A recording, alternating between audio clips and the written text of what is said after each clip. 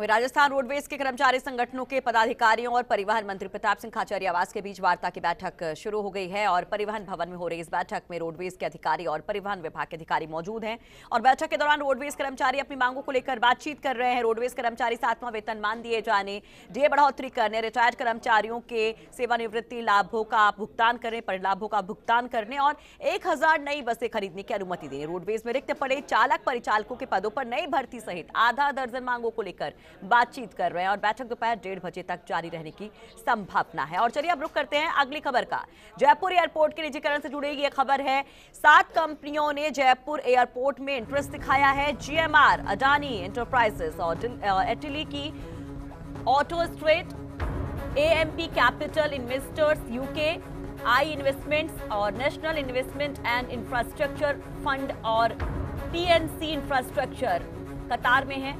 और अब 25 फरवरी को प्राइवेटाइजेशन की बिड खुलेगी और तब तय होगा कि किसके हाथों में जाएगा जयपुर एयरपोर्ट। 50 साल तक निजी कंपनी संचालन और मेंटेनेंस का जिम्मा संभालेगी। और इस खबर पर हमारे साथ हमारे सहयोगी काशी राम जुड़ गए। काशी, ये कंपनियां 7 कंपनियां जिनके नाम हम बता रहे हैं दौड़ में है, लेकिन सबसे आगे कौन दिखाई देती है? क्या प्लस है यहाँ पर, क्या माइनस है इन कंपनियों में? जी देखिए, जो अगर हम ज्यादा की बात करें तो 2 कंपनियां जो जिनमें एक जीएमआर है और दूसरी अडानी एंटरप्राइजेज है। इन कंपनियों ने जो 6 एयरपोर्ट जिनका निजीकरण किया जा रहा है उन सभी 6 एयरपोर्ट के लिए अपना इंटरेस्ट दिखाया है, बिड सबमिट किया है। तो उस हिसाब से माना जा रहा है कि जीएमआर और अडानी दौड़ में सबसे आगे हैं और इन दोनों कंपनियों में कौन सी जयपुर एयरपोर्ट को लेती है ये अभी देखने वाली बात होगी, क्योंकि ये ओवरऑल रेट पर डिपेंड करेगा। जो ज्यादा कोट करेगा उसको ही जयपुर एयरपोर्ट के संचालन का जिम्मा मिलेगा। तो 25 फरवरी को फाइनेंशियल बिड जब खुल जाएगी तो तब तय होगा कि कौन सी कंपनी इसको लेती है। हालांकि 2 इंटरनेशनल कंपनियां भी इसमें भागीदार हैं। एक यूके की यानी यूनाइटेड किंगडम की एएमपी कैपिटल इन्वेस्टर्स है और दूसरी इटली की कंपनी है ऑटो स्टेट। ये 2 कंपनियां भी जयपुर एयरपोर्ट को लेने की इच्छुक हैं और साथ में 3 अन्य कंपनियां भी हैं जो कि घरेलू कंपनियां हैं, वो भी उन्होंने भी इंटरेस्ट दिखाया है। तो टेक्निकल बिड में ये 7 कंपनियां फाइनलाइज की गई हैं और इसके बाद जब फाइनेंशियल बिड खुलेगी 25 फरवरी को तो तब तय होगा जयपुर एयरपोर्ट का भविष्य कि वो किसके हाथों में जाएगा और 50 साल तक जयपुर एयरपोर्ट निजी हाथों में रहेगा। चलिए काशी, ये तो रही एयरपोर्ट की बात। अगर रोडवेज की बात करें तो एक और अहम खबर जिस पर हम आपसे जानकारी जरूर चाहेंगे। रोडवेज कर्मचारियों और पदाधिकारियों जो संगठन के हैं उनके और परिवहन मंत्री के बीच बातचीत हो रही है, उसको लेकर क्या अपडेट है आपके पास?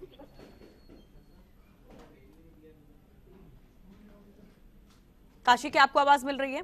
जी जी, देखिए रोडवेज की जो हम बात करें तो फिलहाल परिवहन मंत्री प्रताप सिंह खाचरियावास बैठक ले रहे हैं। राजस्थान रोडवेज की जो कर्मचारी यूनियन है उनके पदाधिकारी यहाँ पर मौजूद हैं और साथ में परिवहन आयुक्त राजेश यादव यहाँ मौजूद हैं।